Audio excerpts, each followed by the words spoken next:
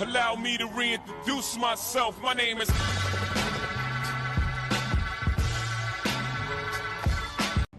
Good morning, everybody, and welcome to the Tea with Dr. T. I'm joined here by my twins, Kiara and Micaiah, and we are going to do a very special May Mother's Day edition of the Tea with Dr. T. We're going to do a little bit of rapid fire questioning. We're going to talk about their hopes and dreams and goals for the future, and hopefully you get something out of this that you could take with them. First of all, I want to say that the twins, Micaiah and Kiara, are my fourth and fifth children. And they came at a time where I was thinking I was going to be a lawyer, a corporate lawyer, make a lot of money. I had 3 children, just went through a divorce, and I got pregnant with them, and they changed my whole life. So literally when I got pregnant with them, I couldn't pass the bar exam. I had taken it twice and failed it twice. And I was trying to figure out what to do. I had just gotten fired from my job. Did y'all know that? I got fired from my job as a paralegal because I couldn't pass the bar exam. And I was just at home trying to figure out what in the world to do with my life because I really didn't have a plan B. And so when I got pregnant with them, it was just like so shocking, but I felt like this was what was supposed to happen. Like, who gets pregnant with twins after being divorced and being fired and not being able to pass the bar exam? Me, only me. So during that time, I actually had a community health worker. Big shout out to Shantae Beckford. What's up, girl? We love you. And she came into me at church and she was just like, I'm gonna be a community health worker. I'm gonna help you through this pregnancy. You know, you're gonna be good. And so I started working with her and my nurse, Sherry Sheetram. Shout out to Sherry Sheetram. And they worked for an organization at Columbus Public Health called Caring for Two. And they every week came out to the house, came out to see me, helped me through the pregnancy. We developed a plan, like what would happen if I went into labor early, who would take my older 3 kids, Kalia, Kaisa, and Jamir, to school, who would cook for them. My grandma lived with me, so that was already taken care of. But I had no idea that things were going to go left, and they did. So at 21 weeks, I went to get an ultrasound at Mount Carmel West, the hospital formerly known as Mount Carmel West. And the lady, they were doing a transvaginal ultrasound. If y'all know what that is, Google it. And the lady's face just went white. And I actually thought that she had found another baby. And I was like, I'm not having triplets, that's out. Yeah. But it turns out that she saw that I was in labor and that I had a shortened cervix. So she brought in like 4 doctors. They came in and they told me I was being admitted to the hospital right then and there. I was 21 weeks pregnant. Ebony Tillman, shout out to Ebony Tillman. She came and picked up Kalia, Kaisa, and Jay from the hospital. And I was admitted, given shots to stop the contractions. And I stayed on bed rest for 5 weeks and 6 days. And then the twins were born at 26 weeks and 6 days. And I always say that they are mad nosy because they wanted to come out early and they wanted to see what was going on. Probably Micaiah was probably the ringleader. And the personalities that they have now, they had in the womb because Micaiah will wake us up first thing in the morning, bouncing around. Dee Dee moved really slow. Micaiah moved really fast. You could literally see them on an ultrasound. And I told them, make sure that the baby that's twin A in the womb is born first. So she'll be twin A because I know that baby is Micaiah. I thought Kiara was a boy, so her name was Jeremiah. And she was born, and of course she was a girl, and I didn't have any, I was all out of girl names. So I was trying to wait to like dream a girl name because I had dreamed Micaiah's name. I literally saw her name written on a piece of paper underwater. And it's a biblical name from the book of Jeremiah, which I just thought was Micaiah and Jeremiah. Dope twin names, except we wanted to be a girl. So Kiara was in the NICU, and there was one black nurse in the NICU. And every day I went down there, she'd be like, do you have a name for the baby? And I'd be like, no, nothing came yet. So the 3rd day that I went down there, she was like, do you have a name for the baby? And I was like, no. She was like, well, I'm not calling her Baby B anymore. Her name is Kiara. And I was like, oh, that's dope, from the Lion King. She was like, yeah, I named her yesterday. So Kiara was named by the black nurse at Mount Carmel West. Shout out to that nurse wherever she is. I don't even remember her name. But she named my baby, so Micaiah and Kiara. And Trevera, shout out to Trevera. She helped me with the middle names. They have elaborate middle names. Micaiah Christiana Marie and Kiara Amari Mikael. That was all me and Trey. So after they were born, they thrived like Kiara was the baby that was sick in the womb, so she had a spot on her brain that they thought was trisomy 3, I think it's called, and they had urged me to abort her in order to save both of the twins. Ebony Tillman, once again, was in the room when they gave me that diagnosis, and they told me they would fly me to New York to abort twin B in order to save me and twin A. And Ebony was like, we don't believe in abortions. I was like, we? But shout out to Ebony, because faith was definitely on display. And as they monitored Kiara, baby B, that spot got smaller and smaller and smaller. By the time she was born, there was no spot. Big shout out to the man upstairs. Because that trisomy that she would have been born with, she would have had a very difficult life and short life. And it could have killed her and her twin and me. So thank God that was rectified. But when they were born, Micaiah was the one that was sick. And she got septic in the NICU from a blood infection that she had, and they called us to come say goodbye to her. And so me, and shout out to everybody that was there, Nisi, Shawita, Drea, Ebony, we all went up to the hospital. The black nurse came and stood in the middle of the circle. Pastor Jeffrey P. Key was there. And I said, instead of saying goodbye, let's pray that she get, by some miracle, that she survived. And she was swollen. You know how people look when they go into sepsis, but imagine a little 2-3 pound baby looking like that. It was horrible. And we did not care that we was in the NICU, honey. We prayed down heaven around that isolate. And I remember opening my eyes like, I know these parents is in here like, what is happening? We did not care. And sometime in the next 2 days when they expected her to die, Dr. Nike, shout out to Dr. Nike. I'm actually still in contact with him from Mount Carmel. He called me and said that one of his colleagues at the CDC in Atlanta thought that they could cure Micaiah's blood infection and sepsis. They had to overnight this medication. I had to get him verbal authorization. It was probably midnight when he called me.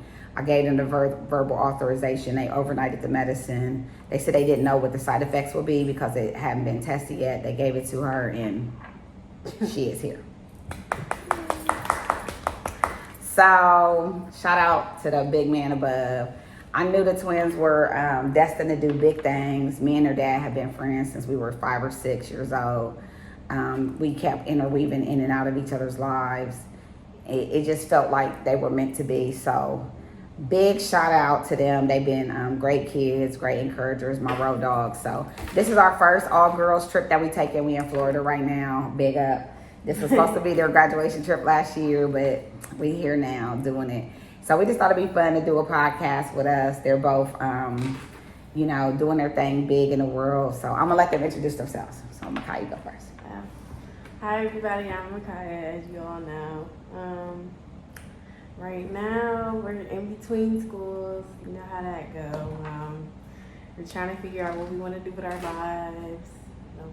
We're in between that little stage. Freshman year of college was something for sure. But I wouldn't trade that experience for the world. It was a learning process, with school, academic wise and actual in life. I learned a lot about myself and the people that I was around, but the experience was worth it. So I'm having fun in Florida, kicking my feet in the sand. So yeah, just a little bit about me. Okay, my name is Kiara. Hey everyone. I attend Clark Atlanta University. My major is business administration and my concentration is marketing. My freshman year experience was an experience, definitely. Being away from home, going to a whole different state, moving down south, period. That was something that I always saw myself doing, but I didn't think I could actually do it.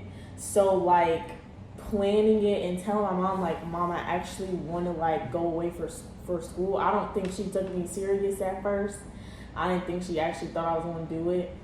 But I didn't think I actually was going to do it either. But then after my senior year and everything happening, my mom getting a divorce and stuff, that pushed me to want to do it even more. Like all the adversities and stuff, losing my grandmother, all that stuff made me want to do it even more, because I'm like, okay, since X, Y, and Z happened in my life, I gotta push myself, because I know that I want to do something big in my life and I want to have a huge impact.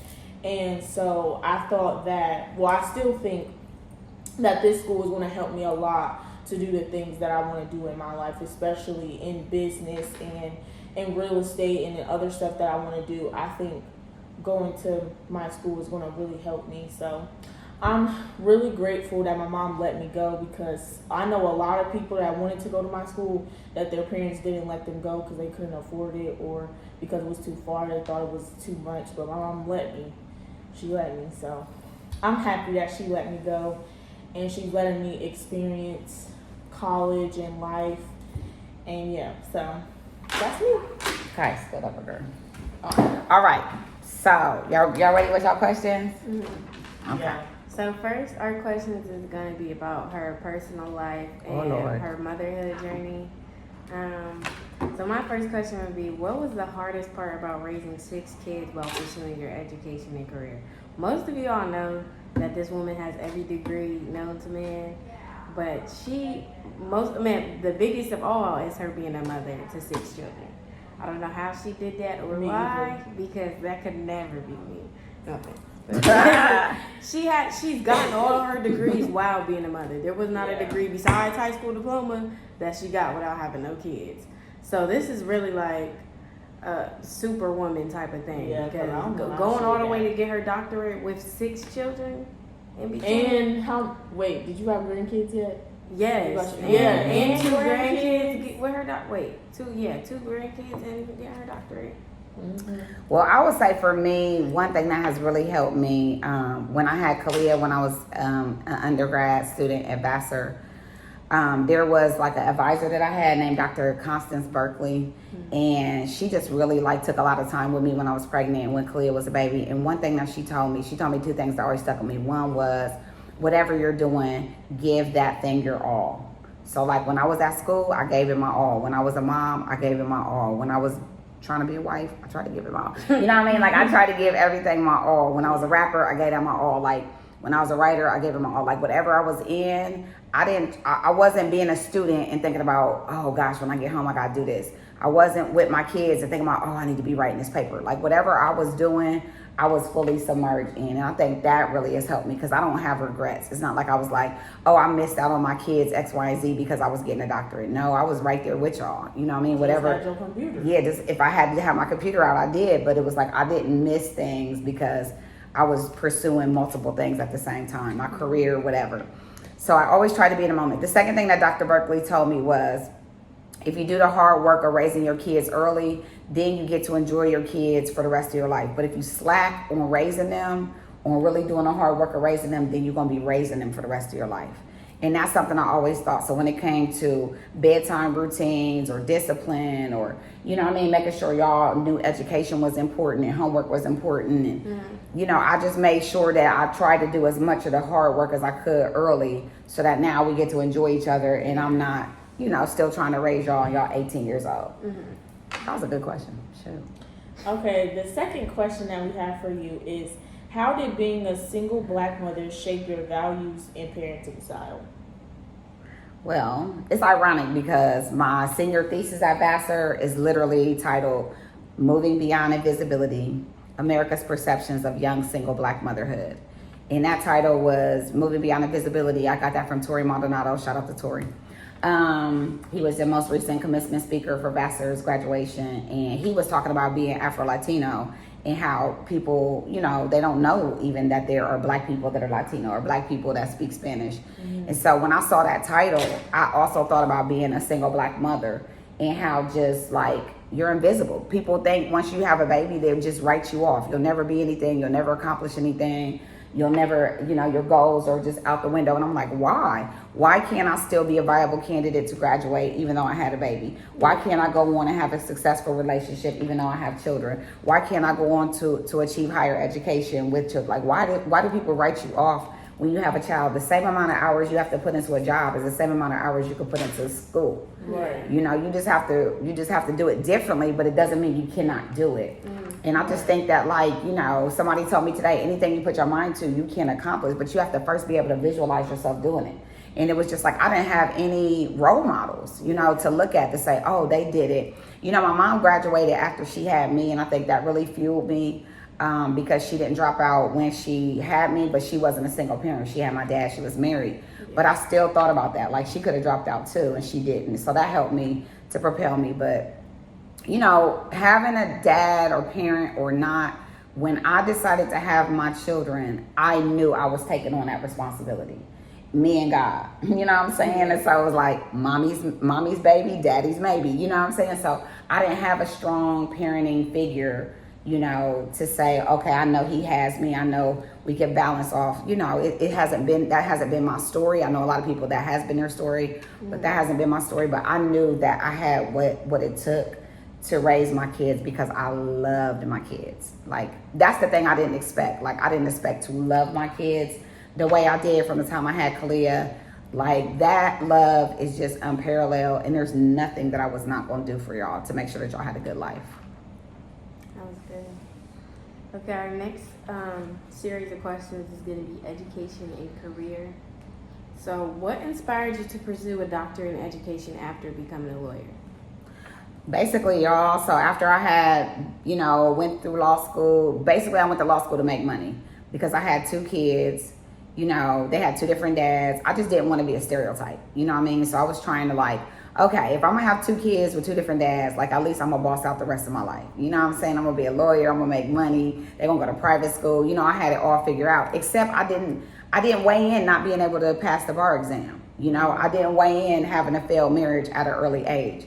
So when those kind of things happened, it kind of like gave me like I had a crisis, like identity crisis. Like, what do I do now? Yeah. You know, and so in that time, getting pregnant with y'all, having y'all, and having a community health worker, I knew this is what I want to do. I want to help people. I want to help people that are going through what I went through, because having Shantae, having my nurse Sherry, like, they really, really helped me to stay focused during my pregnancy and not crash out. Yeah. You know, I probably would have been so depressed. I probably wouldn't have been taking good care of myself. I probably wouldn't have been eating right if I didn't have them to walk alongside me. So I wanted to be that for other people. What happened was, when I became a community health worker, everything that I was teaching pregnant moms, I had taught myself. Mm-hmm. So I didn't have any education that was specific to health education. I was just a peer health educator, like self-taught. Mm-hmm. And this one person, I will not say their name, they work for a great institution in Columbus, Ohio. If you know, you know. She just said when it came time for her to hire me to do a community health worker program, she said, what is that lawyer going to teach them about health education? Mm-hmm. And I overheard her say that. And so when I overheard her say that, it just crushed me. She actually hired a nurse for that position. She didn't hire me. And so it made me go into overkill. Like, I bet ain't nobody ever going to say that again. Mm-hmm. And that's when I went on a path to get a doctorate. A lot of people don't know this, but I went to get a master's in comparative studies because my undergraduate is in American culture. And I actually did not get the master's degree. I got all the way to the end with a 3.75. I got all 4s out of 5 on my teaching. And they told me that they couldn't pass me because my committee did not agree with my dissertation, my thesis at the time. My thesis that I wanted to write about, which was Black women overcoming adversity using narrative repair and religion. And so I had to leave the department with no master's degree after working 2 years when I was pregnant with your brother. And it was devastating. I mean, I've had so many setbacks that people don't know about. They just see the law degree and the doctorate, but they don't know about the setbacks. And so I had to start all over. Thankfully, North Central University let me use my master's degree courses to obtain my doctorate. Mm-hmm. And that saved me some time from having to do those 2 years again. But it's devastating to have somebody, you know, push you out of a program or not graduate you when you've done the work and you've paid for it. But, you know, I never gave up because I knew I saw that doctor. I had this group called Encompass at OSU. They always called me Dr. Price. And I would be like, I don't have a doctorate. And they'd be like, you don't? But every year when they invited me to speak, it would say Dr. Tanika Price. And just one day I was just sitting there like, that's going to happen. That's going to happen. I visualized it, I felt it, and I made it happen. I started school in 2014, and I graduated 2021. I took one class at a time. Just again, so I could focus on being a mom, focus on building my career, and obtaining my doctorate. So that's how I got there. That was a great answer. you. Our next question is, can you talk about your role as Chief Education Officer at Health Impact Ohio? What does your work look like day to day? Yes, so I love my job at Health Impact Ohio. Shout out to my CEO, Carrie Baker. She's not on social media, but I'll send this to her. I oversee our community health worker program, and that's through the Ohio Board of Nursing. And my everyday role is different. I go to meetings most days. Spring and fall, I have a CHW cohort, which is anywhere from 30 to 50 people. We meet online virtually 3 days a week, 12 hours a week. And we're taught the history of social determinants of health, how we got to the situation we're in, how to be an effective community health worker. And the best part about the class is that we learn about ourselves, like why we want to be a community health worker and the traumas and triggers that might keep us from being successful as a community health worker. I think that's the most impactful thing I do. I work with a great group of people.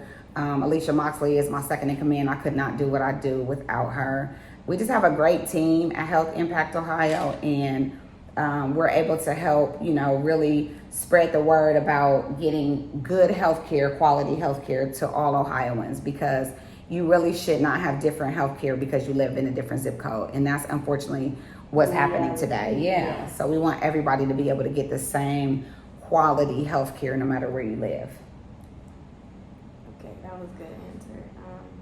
Next question is, what advice do you have for young Black women navigating higher education and motherhood? That's good. So I would say for anybody that's navigating higher education and motherhood, first of all, if you are going to school, you need to really know why you're going to school. Like back in the day when I went to college in 1992, you could just go to school and have no clue about what you want to do with your life. You can't do that anymore. It's too expensive, and certain schools don't have certain majors. You know what I mean? So like I got an American culture degree. What the heck can I do with an American culture degree? Like for real. So it's like those days are over of just getting college degrees just to get college degrees. Nowadays, you got to get the money. So I would say know why you're going to school, be very focused. And I would say don't be a broke college student. Like have a hustle. Whether you get a braiding certificate on the side, whether you wash hair, do shampoo, whatever you do, like whatever your passion is, making flyers on the side, figure out doing nails, figure out a passion so that you're not broke going to school. Those days are over as well. As a mother, always prioritize your child. But it shouldn't be either or. It should be have a child or go after your dream, have a child or go to college, have a child or go on vacation. I'm so proud of my daughter Kalia because she has 3 kids and she still prioritizes herself. She still goes on vacation. She still, treats herself like the young, beautiful woman that she is. And I can't say that I did that when I was her age. I did not. I didn't know how to do that when I was her age as a single mom with 3 kids. But I'm so proud to see her doing that because you have to take care of yourself first to be a good mother. You have to be happy. You have to be, the days of being like self-deprecating moms, we take that stuff out on our kids. When we're miserable, we take it out on our kids. We cannot do that anymore. We have to feel good about ourselves and we have to love ourselves. And then it makes it so much easier to be a good parent. And I spent a lot of time thinking about my kids' dads, whether they were there, whether they weren't there, whether they were going like that has to go too. People have to find their own way to parenthood. And not every man is ready to be a parent when the woman is ready. And you got to just say, at the end of the day, I'm here. I'm going to do what it takes. And let the dad figure it out for themselves. Get child support. I'm not saying don't get child support. Get child support. But let the dad figure it out for himself and don't spend all that time being miserable like I did early on. Just live your life. Yeah. Okay, the next select of questions we're going to ask are empowering and reflective questions. Okay. So what is your proudest moment so far as a mother, a scholar, and a leader? Oh, that's hard. My proudest moment?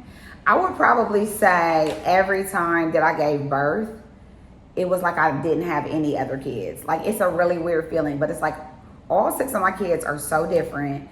Each one of them was born in such a different period of time in my life that each time I gave birth, it was like, oh my gosh, like this is what I was meant to do. Like, this is why I was put here, because I didn't ever plan on being a mom. So it just seemed like every time I had a baby, that was like, it would just be like me, God, and the baby. And it would be like, this was the proudest moment of my life. Also, I would definitely say getting a doctorate and writing my grandma's book and having her here to experience that was clutch. Because, you know, it was times when I was getting my doctorate, I didn't know if my grandma was going to be here to see me graduate. You know, it took me from 1992 to 2022 to finish her book. I didn't know if she was going to be here to see it get published. So to be able to hand my grandmother the book about her life, that was definitely one of my proudest moments. And I would just say the same thing you did, Kiara, like surviving the past 24 months has definitely been one of my proudest moments, because the last, you know, from probably 2021, 2022, all the way to 2025 were trench, just one thing after another, you know, getting diagnosed with 2 aneurysms, grandma, you know, getting divorced. I mean, just things that I just could not foresee happened. And I think through those things happening, us still being able to laugh and smile and celebrate and go on trips and go on cruises and, you know, just sit in front of the TV and watch TV and laugh together. Like, that has been the greatest thing, that we didn't like emotionally fall apart. Me and all of us collectively, you know, through all of the things that we experienced in the past couple years. That's also been my proudest moments. I was good too. What would you tell your 19-year-old self before giving birth to Kalia about being a mother? What would I tell my 19-year-old self? Probably what I said before, like, just don't worry about the dad. You know, shout out to Lodi. Like, we were young, and we did not make the decision together, any of the parenting decisions together. And, you know, I spent a lot of time, like, really upset about that and really having a lot of emotional issues about that. You know, whether he was going to be there, how he was going to be there, what he was doing, where he was spending his money. I mean, just stuff that now I could laugh because, like, who cares? But then it was, you know, it was a lot of that was my main stress in the world. Yeah. You know, was my baby dad. And so if I could tell my 19-year-old self anything, it would be, it's going to be okay. Just do you. Worry about yourself. You know what I'm saying? Worry about yourself, girl. And let him get to where he is now, you know, being a great father. Let him get there on his own. Don't try to force it or manage it. Just do you. Yeah, he's coming to see Kalia like in a couple weeks, I think. Yeah, he's a good guy. Shout out to Lodi. Okay, the next question is, what dreams do you still have for yourself? Well, my dream for myself would be to be in a wonderful, loving relationship with a beautiful man that God made for me, that understands me, that loves me and all my children, and that loves the great things about me and the bad things about me. You know, that can love the totality of who I am, that does not feel intimidated by all of this, right? That can walk alongside me, behind me, in front of me, lead me. That love that I have dreamed about, you know, that I've written about in my books, that I gave up on for so long, just knowing that that's a possibility is so exciting. So I dream about that love and sharing that, you know, with the people closest to me, so that y'all know that that's a possibility. Yeah. I dream about continuing to write and publish. So, you know, I wrote my first novel and published that for my birthday this year. And I have about 4 more that are ready to go to print. So do that. And then I also want to do a documentary on writing grandma's book, you know, like the things that I uncovered and how I did it, for other people that want to write about their family history. And of course, I want to continue to visit and get my bond with Ghana, my favorite country on earth. So, and then I look forward to, you know, just where my relationship with my adult kids goes, just how our relationships grow and develop. You guys have been such a blessing to me. Like, I literally sometimes be like, I had these kids just for me. Like, y'all do my hair, you know what I mean? My publicity, my marketing, like my ideas, my styling. Y'all make me look fresh. My makeup. I mean, there's just nothing that my kids can't do. Cook. Yeah. So I just look forward to what that looks like in the future. Us continuing to grow and get closer. That's it. Yes. Okay, well, our last question is going to be, what do you hope your story teaches others, especially other single mothers who feel overwhelmed at times? That's a good question. Well, I would say the main thing that I hope that this story teaches others is to rely on God. They say many are plans in man's heart, but it's God's plans that will prevail. And so just trust in God, the plan that he has for your life, that is better than the plan you have for yourself. I didn't have a plan to be a mother. I didn't have a plan to have children. But this plan that God had for me to be a mom of 6 is way better than my plan. So trust in God's plan, and then let people help you. That's one thing I really struggle with as a single mom, being prideful and being ashamed of my situation, feeling like I got myself in this situation. I wouldn't let people help me, and I struggled a lot unnecessarily. There are people that will help you. It may not be your mom and dad, it may not be your grandparents, it may not be your aunt and uncle, but there is somebody in your circle or the circle that you need to create and cultivate that will help you. Find those people. You know, there was times when me and Ebony Tillman, we lived together. She had the food stamps and the food, and I paid the rent, and, you know, we raised our kids together. We made it happen. Like, you can't be too prideful to say, hey, I need help. You know, I can't do it by myself in this season of my life. And so shout out to all those people that have helped me in those different seasons, the mothers that have mothered me, the fathers that have stepped in, the mentors that have stepped in as fathers for my children. I appreciate you so much. But don't be too ashamed and raise your kids in isolation because you don't want to ask for help. There is help out there. That is so good. Oh, thank you guys. I love y'all. Love you too, Queen. See you next time on the Tea with Dr. T.